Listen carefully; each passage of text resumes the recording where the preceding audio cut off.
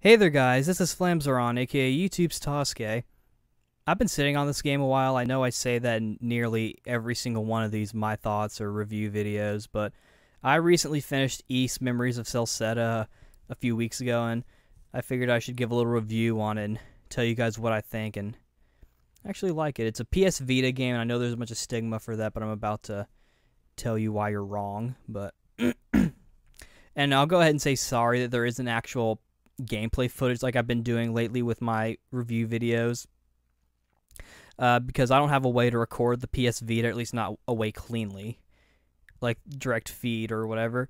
But I took a bunch of screenshots, because you can do that with the Vita, because of like the social media aspect of it. I think that's why they put it in the first place. And I took close to 400 pictures, so you'll get a chance to, hopefully you'll be able to see all of them. Sorry if you don't get to, but I took the ones that I found interesting, so. And some of them are action pictures and not just pictures of like characters talking, but anywho. East Memories of Celceta for the PS Vita is an East 4 remake, using the East 7 engine roughly. I think they updated a little bit. With this game, I feel like what they were trying to do was give Adol some backstory as to why he's an adventurer, because you don't really know much about him.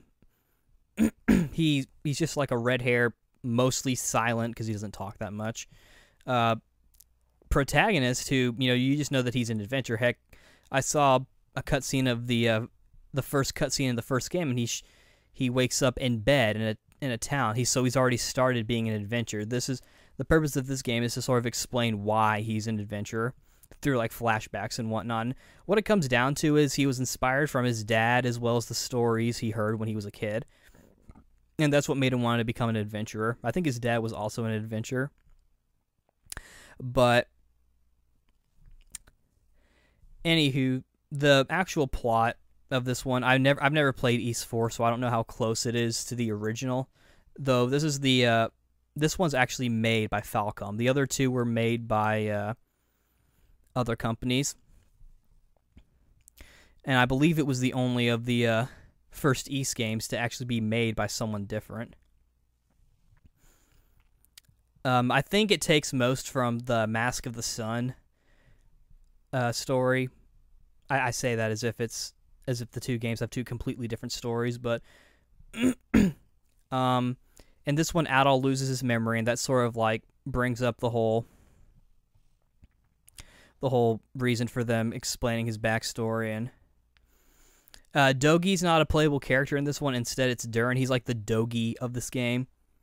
And I like it, yet at the same time, I don't like it, because it kind of, for this game, with the updated East gameplay, you have a party of 3 now, and I thought it would have been cool if you had Dogi. I don't know if he's in it for very long in the original, and you do get to see him in flashbacks, but at the same time, it's kind of cool to see new characters. I guess the main reason why I don't like it is because with East being a series about Adol's adventures, there aren't really too many characters that are mainstays. Like Dogi's really like the only few, and currently, as far as we can tell, with E7, Geist is going to be a recurring character, which I like because I kind of see him as like the rival of Adol. They do try to fill in the archetypes, which makes me think that Geist is going to be in there because Adol's, he's the swordsman. Durin is he's the fist fighter, and there's this other character named Frida who uses a halberd, and so she fights kind of like Geist, and she even has like a little pixie girl with her. So she's very much like the Geist character in terms of like her fighting style, and personality-wise, I feel like they're pretty different. But design-wise, I think the design is pretty good. I think this is probably the best design of Adol we've ever had. He doesn't have like that armor design, so he doesn't look as bland and boring. He actually had, and he kind of looks like an adventurer now. I feel like part of the reason why they did that was, one, to update his look, but also to kind of make him look like he's still kind of getting into his adventures. I think canonically this is the third East game, and then East 3's after it, which I actually started playing too, but or continue playing. playing. But the design's good. The music, I think, is fantastic. It's some of the best Ys soundtrack I've heard. I really like the opening theme song. You know, I feel like the entire soundtrack is really good. The characters I really like as well. Besides Adol, my favorite character is probably Ozma. What I like about him is I like his design. Kind of reminds me of like a lion. Like if I were to give him like an animal to represent him, I would say a lion. He's like a chief guy living in Selray who watches over the people and these creatures called the Sparta or Spartas. And he uses a spear, and he's pretty cool. And he's also the one character who can do a combo underwater because everyone else just does like one attack, like one little poke. And what I like about Ozma is that he's the logical, level-headed member of the group, but he's also not just a complete and utter robot. He is also he's not like a robot. I guess he's kind of like Hyoga in that he's not really emotional, but he definitely is not just a robot. He's got like he has emotions. He's a human being, I guess is my point. And I like that about him because, you know, he has those smart moments where he says, you know, the smart things, but then he's also like a real human, and, you know, he has trials that he has to go through.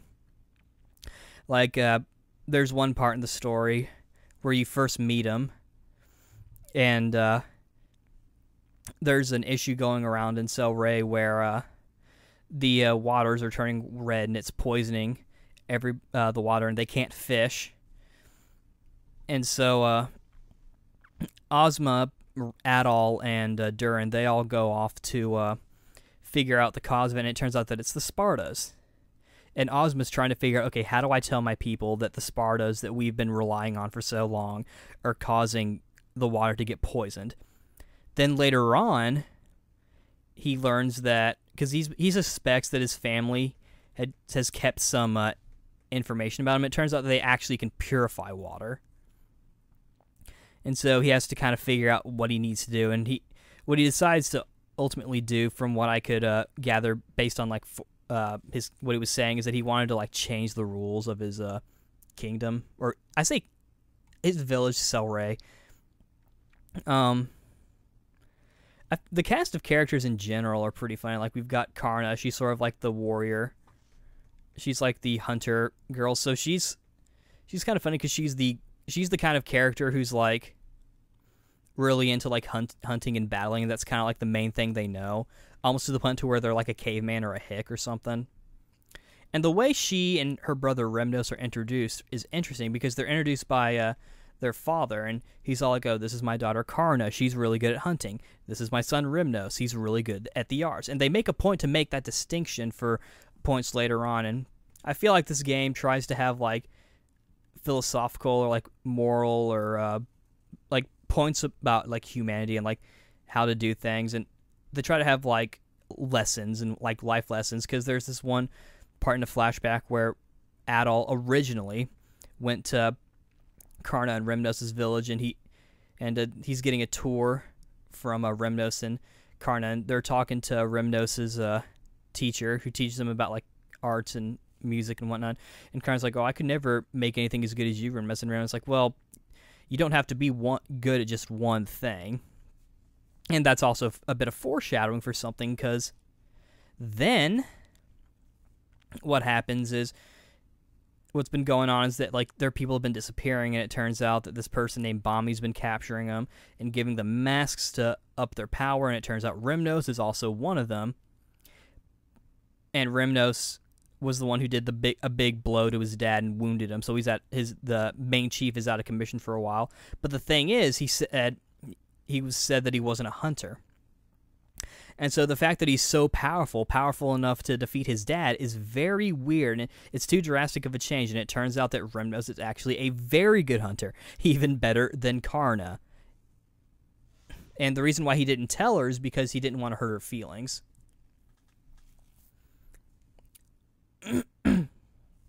So it turns out that, you know, he's actually good at both things. Kalilika is the next character you get after Karna and Ozma. She's this little pink-haired girl. Like, she's got such an attitude. I almost get the impression that a lot of the girls in this one town across the border have like attitudes. Like there's this other girl who's is just basically has like the biggest ego, and there's even a screenshot of her being like, "You may now bow before me." And they got the biggest attitude, and of course, Kalilika is all this. This is stereotypical. Just because I'm young doesn't mean I'm. Don't treat me bad just because I'm a kid. I can take things seriously. You know, that kind of personality. And then after that, you get Frida, who's the guy's character I mentioned, who also happens to be an old friend of Durin. This game has like several different twists. You know, especially with Adel, because then you know he doesn't remember anything, but you know he gets flashbacks of him going through basically the entire forest, so he actually knew a lot. And then another plot twist where it turns out that Durin had this entire thing planned all along, and because he comes in, he's like, Adel, is that you? It's your old pal Durin. And of course, both from the perspective of the player and Adel, they don't know him, like, because one, Adel doesn't remember him, and two, he's a new character, like completely new. It's actually kind of funny because you would think in like the context of the story, it's like, oh well, maybe it's just someone that he doesn't remember, and maybe he's literally supposed to fill the role of the Dogi character, because this does take place before East 3, where Adel and Dogi go to Felghana and head to the town of Redmont. But it's kind of funny because literally they don't know him, and he's trying to do a thing. And it's funny because since he's the Dogi character, but he doesn't break walls. Ozma is actually the person who does that. Even though each character has their own types, and I think enemies are still weak against certain types, it's not like a requirement to like switch characters like you could in like you had to in E7. I feel like everyone's perks come in their little like techniques. Like Ozma can break cracks in the walls to release water. Durin can unpick locks. Karna can like throw her daggers at like a thing that's hanging and cut it down. Kalilika can charge stuff with her electric mace, and Frida can use magic and whatnot to like get rid of like demonic circles or whatever. Demonic circle. Demon Fang! Actually, since this game uses the the E7 style, there are actual like skills or arts, and one of them is called Sonic Wave, which is basically Demon Fang. I'm starting to wonder if Ys is trying to copy Tails. That'd be funny, but it plays basically like E7. There isn't a jump and you roll, and I played it on normal, and I felt like the game in general wasn't really that hard. I actually kind of find that I like the newer Ys games, E7 and onward, and so I assume that they're gonna kind of keep going. I almost wish that they would remake the entire series using this battle system, because I have Ys Origin, and I plan on getting Ark into Peachtum, and I have Oath and Felghana, which I started playing again after where I left off, and I'm just like, oh, I kind of wish this was more like the newer Ys games. But they're still good. Gameplay, as I said, pretty good. There's a guard button, and in general, I just feel like it's just a very fun game to play.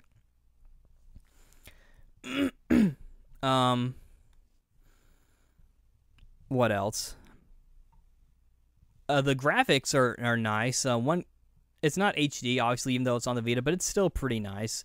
One thing I didn't like about E7 with Dogi is that he looked too muscular, and I think they partially did that because one, the PSP, and two, for like a design, because they wanted him to look like really big and strong, and at that point maybe he is pretty big, but I like it better when he looks a little more muscular and not just a giant monster. And and when he shows up in the flashbacks, he doesn't look as massive. He just looks muscular, and I think that looks better. And Durin, being the Dogi character, he also just looks generally muscular. He doesn't really look that large. I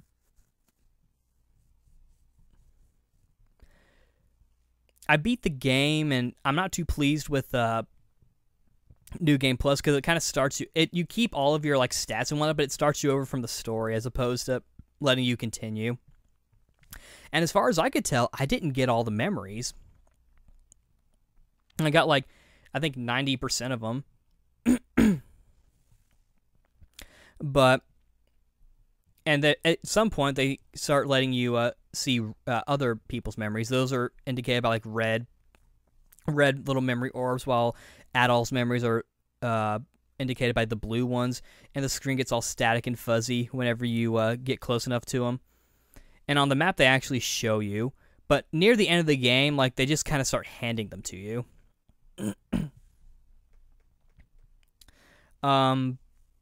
I don't know, maybe if I look at the clear data, it'll do something. But anyway, and also, you know, I left it like, what, 96% done of the map, and that's like one of the main things. And of course, I imagine, you know, obviously, like, by the end of the game, you know, it wasn't like a requirement, but like, I don't know, maybe you got a bonus for completing the map. I imagine you get a trophy for it. But there was this one area that I hadn't completed yet, and periodically, whenever I'd get to like a good stopping point in the story, I would take the time to like map out any faded areas on the map that I hadn't reached yet. I would like go through and like try to get everything. They gave you warping pretty early on. At first, it starts off where you can just warp to stones of the same color, but then they just let you warp to whatever stone you want, and I think that's pretty cool. There is voice acting in this game, but it's kind of weird how they do it. It's more of like a little thing, like a little trait, because like when a new character shows up, their dialogue will be fully voiced for a little bit. I believe Durin's voiced by Kirk Thornton, and you hear it when he starts talking. He's like, "Adol, is that you, Adol?" But then like after they've been introduced, after a few bits of dialogue, it'll just go back to like non-voiced dialogue. But whenever a character will react to something, they'll play like a little audio clip of them, and then their dialogue will come back. Like, for example, let's say someone said something ridiculous, and Durin would be like, "Oh boy," and then his dialogue would play up, and that happens a lot. I remember there's one with Kalilica where she gets upset and she starts crying, but it's like,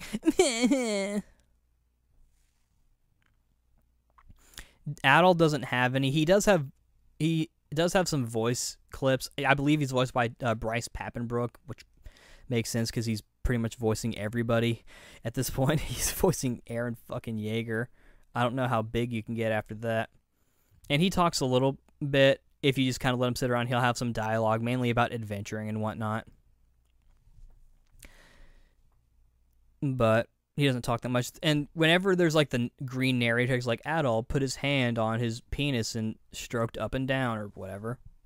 They don't voice that either, which I think it would have been cool if they... I kind of had wished there was voice dialogue. I think that would have been cool. Hopefully they'll do that for the next game. I don't know. They did it for like Oath and Thilgana, but then they just stopped. I guess it was just something they didn't really like doing.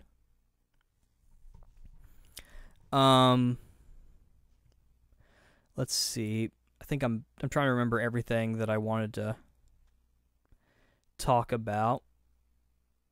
I can't really... My mind is sort of dying. I really like the game. It's quite good.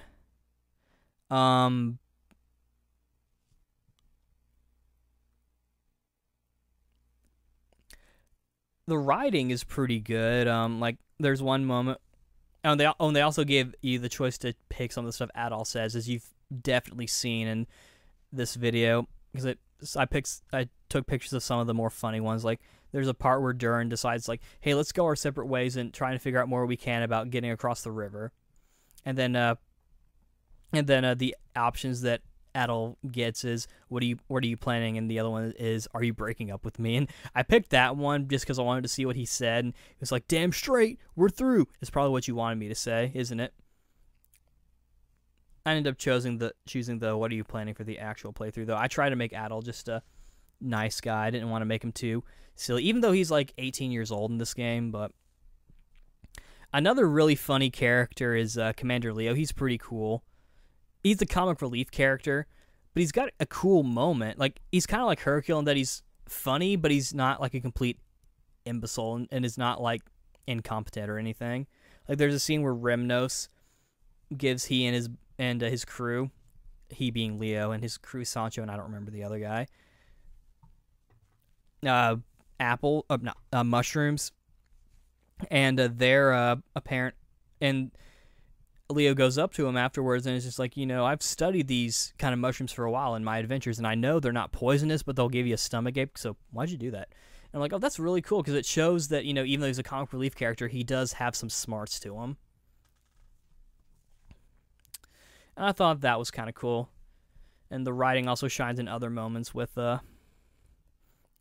a part where they finally cross the river with everyone.